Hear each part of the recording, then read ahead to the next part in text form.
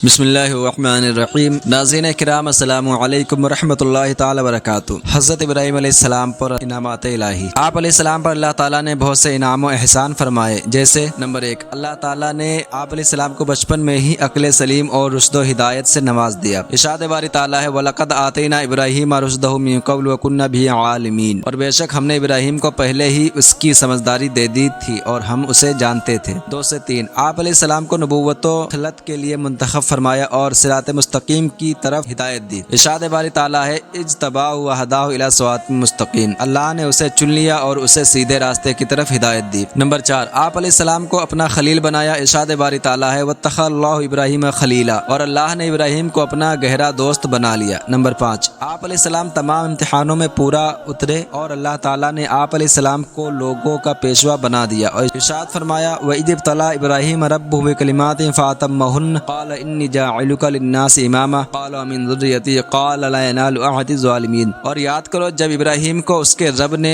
چند باتوں کے ذریعے آزمایا تو اس نے انہیں پورا کر دیا۔ اللہ نے فرمایا میں تمہیں لوگوں کا پیشوا بنانے والا ہوں۔ ابراہیم نے عرض کی اور میری اولاد میں سے بھی، فرمایا میرا عہد ظالموں کو نہیں پہنچتا۔ یہاں اس آیت سے متعلق 2 باتیں ملاحظہ ہوں۔ ابتلا آزمائش کو کہتے ہیں۔ خدائی آزمائش یہ ہے کہ بندے پر کوئی پابندی لازم فرما کر دوسروں پر اس کے کھرے یا کھوٹے ہونے کا اظہار کر دیا جائے۔ حضرت ابراہیم علیہ السلام کی آزمائش میں بہت سے شرعی احکام بھی تھے اور راہ خدا میں آپ کی ہجرت، بیوی بچوں کا بیابان میں تنہا چھوڑنا، فرزند کی قربانی وغیرہ سب شامل ہیں۔ نیز یہاں امامت سے مراد نبوت نہیں، کیونکہ نبوت تو پہلے ہی مل چکی تھی، تبھی تو آپ کا امتحان لیا گیا، بلکہ اس امامت سے مراد دینی پیشوائی ہے، جیسا کہ جلالین میں اس کی تفسیر قدوۃً فی الدین یعنی دین میں پیشوائی سے کی گئی ہے۔ اس سے معلوم ہوا کہ شرعی احکام اور تکالیف اللہ تعالیٰ کی طرف سے آزمائش ہوتی ہیں، اور جو ان آزمائشوں میں پورا اترتا ہے وہ دنیا و آخرت کے انعامات کا مستحق قرار پاتا ہے۔ نمبر 2، جب اللہ تعالیٰ نے حضرت ابراہیم علیہ السلام کو امامت کا مقام عطا فرمایا تو آپ علیہ السلام نے اللہ تعالیٰ سے اپنی اولاد کے لیے بھی عرض کیا۔ اس پر فرمایا گیا آپ کی اولاد میں جو ظالم ہوں گے وہ امامت کا منصب نہ پائیں گے، کافر ہوئے تو دینی پیشوائی نہ ملے گی، اور فاسق ہوئے تو نبوت نہ ملے گی، اور قابل ہوئے تو اللہ تعالیٰ اپنے کرم سے جسے چاہے گا عطا فرمائے گا۔ نمبر 6، حضرت ابراہیم علیہ السلام کو بڑھاپے کی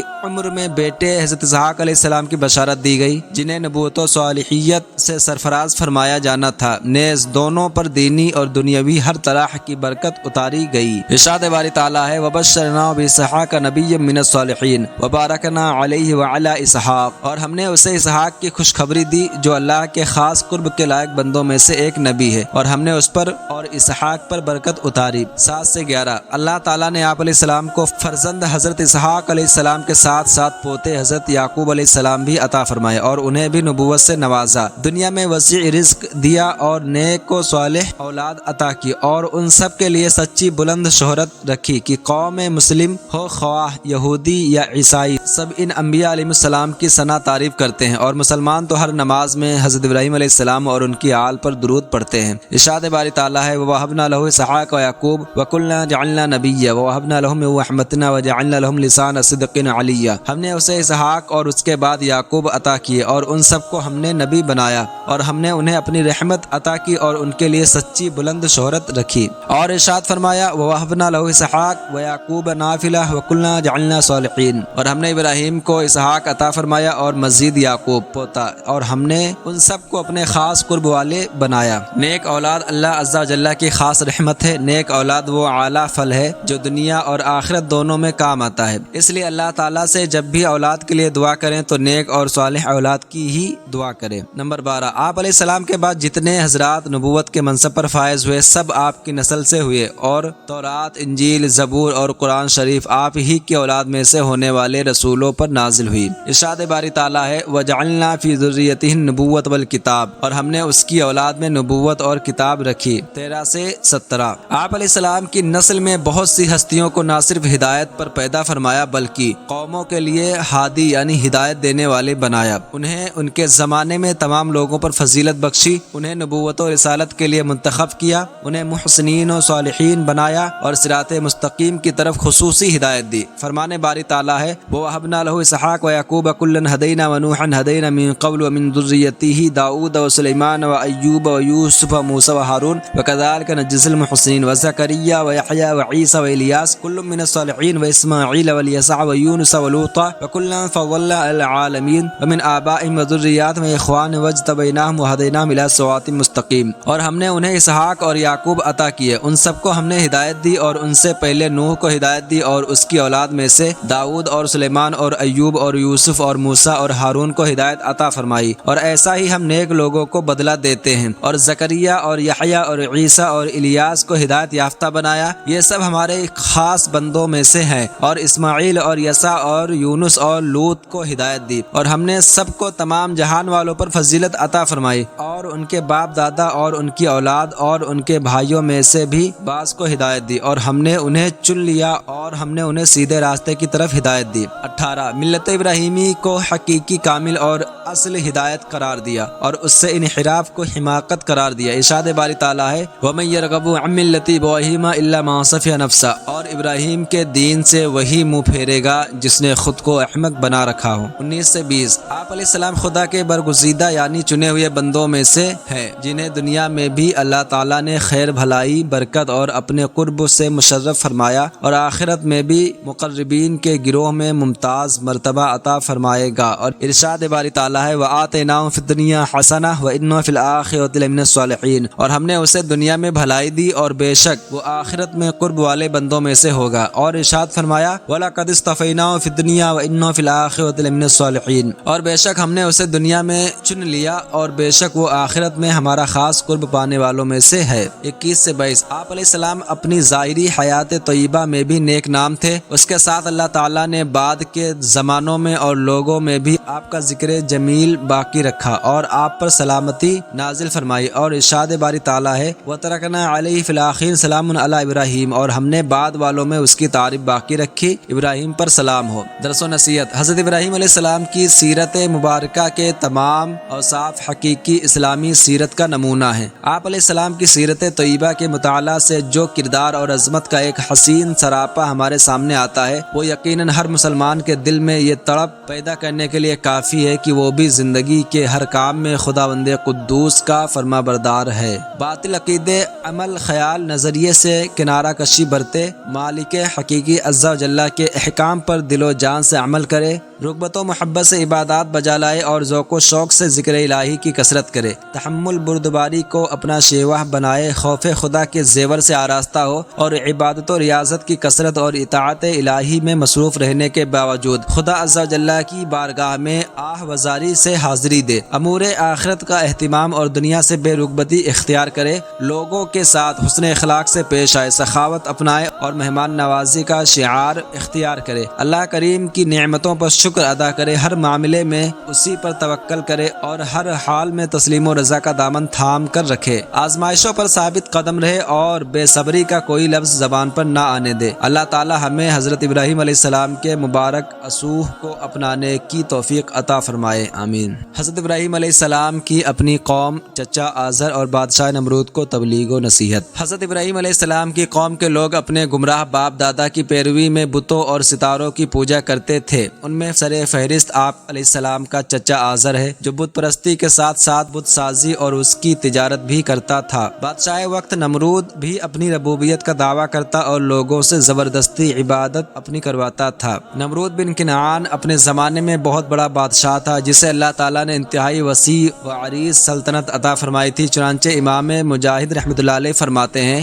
دنیا کی مشرق و مغرب کی سلطنت رکھنے والے افراد 4 ہوئے، جن میں سے 2 مومن اور 2 کافر تھے۔ مومن حضرت سلیمان بن داؤد علیہ السلام اور حضرت ذوالقرنین رضی اللہ تعالیٰ عنہ تھے، جبکہ کافر نمرود اور بخت نصر تھے۔ اتنی عظیم سلطنت ملنے کے باوجود اس نے شکر و طاعت الہی کی بجائے تکبر و غرور اور سرکشی کا راستہ اختیار کیا، یہاں تک کہ اپنے خدا ہونے کا دعویٰ کرنے لگا اور لوگوں کو اپنی عبادت پر مجبور کیا۔ اس بے باک کافر سے مختلف خلاف عادت کام بھی ظاہر ہوتے تھے، چنانچہ اعلیٰ حضرت امام محمد رضا خان رحمۃ اللہ علیہ فرماتے ہیں نمرود کے محل کے دروازے پر ایک درخت تھا جس کا سایہ بالکل نہ تھا۔ جب ایک شخص اس کے نیچے آتا اس کے لائق سایہ ہو جاتا، دوسرا آتا تو 2 کے لائق ہو جاتا، غرض 1 لاکھ تک آدمی اس کے سائے میں رہ سکتے، اور جہاں 1 لاکھ سے بھی ایک زیادہ ہو، سب دھوپ میں۔ مزید فرماتے ہیں اسی کا ایک حوض تھا، صبح کو لوگ آتے، کوئی اس میں پیالہ بھر کر دودھ ڈالتا، کوئی شربت، کوئی شہد، جس کو جو پسند آتا، یہاں تک کہ وہ بھر جاتا اور سب چیزیں خلط ہوں یعنی آپس میں مل جاتی۔ اب جس کو حاجت ہوتی پیالہ ڈالتا، جو شے جس نے ڈالی ہوتی وہی اس کے جام میں آ جاتی۔ یہ کافر، اور وہ بھی کیسے بڑے کافر کا استدراج تھا۔ یہاں یہ بات ذہن میں رہے کہ ایسی چیزیں جادو یا دیگر مخفی علوم میں مہارت کے ذریعے ہوتی ہیں، اور یہ بھی کچھ بعید نہیں کہ بعض چیزیں سائنسی ترقی سے وقوع پذیر ہوتی ہیں۔ سب سے پہلے اسی نے اپنے سر پر تاج رکھا، اور اس کے ظلم و بربریت کا یہ عالم کہ اپنی سلطنت کے زوال سے ڈر کر کاہنوں اور نجومیوں کے کہنے پر ہزاروں شیر خوار بچے قتل کروا دیے تھے۔ جب حضرت ابراہیم علیہ السلام نے تبلیغ و نصیحت کا سلسلہ شروع فرمایا تو سب سے پہلے اپنے گھر سے ابتدا فرمائی، چنانچہ آپ علیہ السلام نے چچا آزر سے فرمایا، اتتخذوا اصناما آلہہ انی اراک وقومک فی ضلال مبین، کیا تم بتوں کو اپنا معبود بناتے ہو؟ بے شک میں تمہیں اور تمہاری قوم کو کھلی گمراہی میں دیکھ رہا ہوں۔ اس کے بعد آپ علیہ السلام نے لوگوں کے سامنے بڑے آسان انداز میں توحید باری تعالیٰ کے دلائل بیان فرمائے، تاکہ وہ ان میں غور و فکر کر کے نتیجہ نکال سکے کہ جب سارا جہان عدم و وجود میں آنے والا پھر ختم ہونے والا ہے تو پھر اس جہان کی چیزوں یا افراد میں سے تو کوئی معبود نہیں ہو سکتا، اور سارا جہان بذات خود کسی وجود میں لانے والی ذات کا محتاج ہے جس کے قدرت و اختیار سے اس میں تبدیلیاں ہوتی رہتی ہیں۔ چنانچہ ایک موقع پر جب رات کی تاریکی چھائی تو آپ علیہ السلام نے ایک ستارہ دیکھ کر قوم سے فرمایا، کیا تم اپنے خیال میں اسے میرا رب کہتے ہو؟ ابھی تھوڑی دیر میں اس کی حقیقت معلوم ہو جائے گی۔ چنانچہ کچھ دیر بعد جب وہ ستارہ افق میں چھپ گیا تو آپ علیہ السلام نے فرمایا، میں ڈوبنے والے کو پسند نہیں کرتا، یعنی جس میں ایسی تبدیلیاں ہو رہی ہوں وہ رب نہیں ہو سکتا۔ قرآن پاک میں فلما جن علی اللیل رأى کوكبا قال هذا ربی فلما افل قال لا احب الافلین، پھر جب ان پر رات کا اندھیرا چھایا تو ایک تارا دیکھا، فرمایا کیا اسے میرا رب ٹھہراتے ہو؟ پھر وہ ڈوب گیا تو فرمایا میں ڈوبنے والے کو پسند نہیں کرتا۔ پھر جب چاند کو دیکھا کہ چمکتا ہوا نکلا تو فرمایا کیا تمہارے خیال کے مطابق یہ میرا رب ہے؟ ابھی کچھ ہی دیر میں اس کی کیفیت بھی معلوم ہو جائے گی۔ چنانچہ جب یہ بھی غروب ہو گیا تو فرمایا اگر میرے رب عز و جل نے مجھے پہلے سے ہی ہدایت نہ دی ہوتی تو میں بھی تمہاری طرح گمراہ لوگوں میں سے ہوتا۔ قرآن کریم میں فلما رأى القمر بازغا قال هذا ربی فلما افل قال لئن لم يهدني ربي لأكونن من القوم الضالين، پھر جب چاند چمکتا دیکھا تو فرمایا کیا اسے میرا رب کہتے ہو؟ پھر جب وہ ڈوب گیا تو فرمایا اگر مجھے میرے رب نے ہدایت نہ دی ہوتی تو میں بھی گمراہ لوگوں میں سے ہوتا۔ اس فرمان میں ان لوگوں کو تنبیہ تھی جو چاند کو معبود مانتے تھے، انہیں آپ علیہ السلام نے گمراہ قرار دیا اور خود کو ہدایت پر۔ پھر اسی صبح یا کسی اور دن کی صبح جب سورج کو دیکھا بڑی آب و تاب کے ساتھ جگمگاتا ہوا نکلا تو آپ نے فرمایا کیا تمہارے گمان میں یہ میرا رب ہے تو یہ ان سب سے بڑا، لیکن اگر اس کا رب ہونا غلط ثابت ہو گیا تو چھوٹوں کی ربوبیت تو بدرجہ اولا غلط باطل ہوگی۔ چنانچہ جب شام کے وقت سورج بھی غروب ہو گیا تو فرمایا اے میری قوم میں ان چیزوں سے بیزار ہوں جنہیں تم اللہ عز و جل کا شریک ٹھہراتے ہو۔ قرآن مجید میں فلما رأى الشمس بازغة قال هذا ربی هذا اکبر فلما افلت قال یا قوم انی بریء مما تشرکون، پھر جب سورج کو چمکتا دیکھا تو فرمایا کیا اسے میرا رب کہتے ہو؟ یہ تو ان سب سے بڑا ہے۔ پھر جب وہ ڈوب گیا تو فرمایا اے میری قوم میں ان چیزوں سے بیزار ہوں جنہیں تم اللہ کا شریک ٹھہراتے ہو۔ یوں حضرت ابراہیم علیہ السلام نے ثابت کر دیا کہ ستاروں میں چھوٹے سے بڑے تک کوئی بھی رب ہونے کی صلاحیت نہیں رکھتا، ان کا معبود ہونا باطل ہے، اور قوم جس شرک میں مبتلا ہے آپ علیہ السلام اس سے بیزار ہے۔ تنبیہ: حضرت ابراہیم علیہ السلام کے ستارے، چاند اور سورج کے بارے میں فرامین لوگوں کو سمجھانے کے لیے تھے، معاذ اللہ اپنے بارے میں نہ تھے۔ اس کی بہت واضح دلیل یہ بھی ہے کہ جب آپ علیہ السلام نے ستارے، چاند اور سورج کے بارے میں یہ فرمایا تو کیا آپ علیہ السلام نے اس سے پہلے انہیں کبھی غروب ہوتے نہیں دیکھا تھا؟ یقیناً دیکھا تھا۔ تو جب قرآن ہی سے ثابت ہے کہ اللہ تعالیٰ نے آپ علیہ السلام کو بچپن ہی سے رشد و ہدایت اور عقل و فہم سے نوازا تھا تو آپ ہمیشہ سے ہی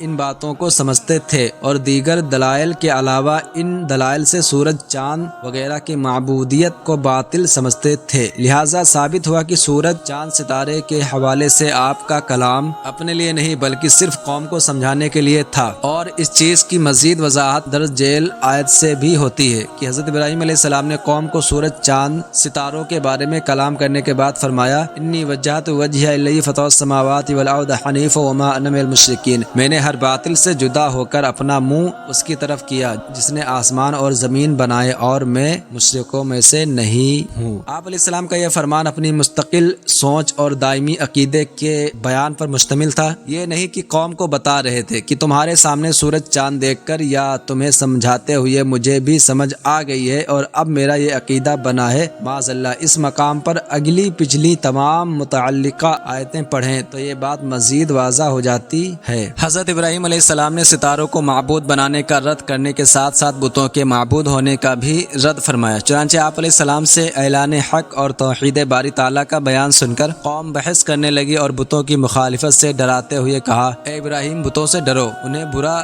کہنے سے خوف کھاؤ، کہیں آپ کو کچھ نقصان نہ پہنچ جائے۔ ان کے جواب میں حضرت ابراہیم علیہ السلام نے فرمایا، کیا تم مجھ سے اللہ تعالیٰ کے بارے میں جھگڑتے ہو؟ حالانکہ اس نے تو مجھے اپنی توحید و معرفت کی ہدایت سے نوازا ہوا ہے۔ سن لو، مجھے ان بتوں کا کوئی ڈر نہیں جنہیں تم اللہ عز و جل کا شریک بناتے ہو، کیونکہ وہ بے جان اور بے بس و لاچار ہیں، نہ کسی کو نقصان پہنچا سکتے ہیں اور نہ نفع، تو ان سے کیا ڈرنا۔ ہاں، اگر میرا رب عز و جل کوئی بات چاہے تو وہ ہو سکتی، کیونکہ وہ قادر مطلق ہے اور اس کا علم ہر چیز کو گھیرے ہوئے ہے۔ تو کیا تم نصیحت نہیں مانتے؟ قرآن کریم میں ہے، وَحَاجَّهُ قَوْمُهُ قَالَ تُحَاجُّونِي فِي اللَّهِ وَقَدْ هَدَانِ وَلَا أَخَافُ مَا تُشْرِكُونَ بِهِ إِلَّا أَن يَشَاءَ رَبِّي شَيْئًا وَسِعَ رَبِّي كُلَّ شَيْءٍ عِلْمًا أَفَلَا تَتَذَكَّرُونَ۔ اور ان کی قوم ان سے جھگڑنے لگی۔ ابراہیم نے فرمایا، کیا تم اللہ کے بارے میں مجھ سے جھگڑتے ہو، حالانکہ وہ تو مجھے ہدایت فرما چکا اور مجھے ان کا کوئی ڈر نہیں جنہیں تم شریک بناتے ہو۔ البتہ یہ کہ میرا رب کوئی بات چاہے، میرے رب کا علم ہر چیز کو محیط ہے، تو کیا تم نصیحت نہیں مانتے؟ سبحان اللہ۔ حضرت ابراہیم علیہ السلام نے اس موقع پر ایمان نہ چھپایا بلکہ بے خوف ہو کر اپنے ایمان کا اعلان فرما دیا۔ اس سے معلوم ہے کہ پیغمبر علیہ السلام کے دل میں مخلوق کی ایسی ہیبت نہیں آ سکتی جو انہیں فرائض کی ادائیگی سے روک دے۔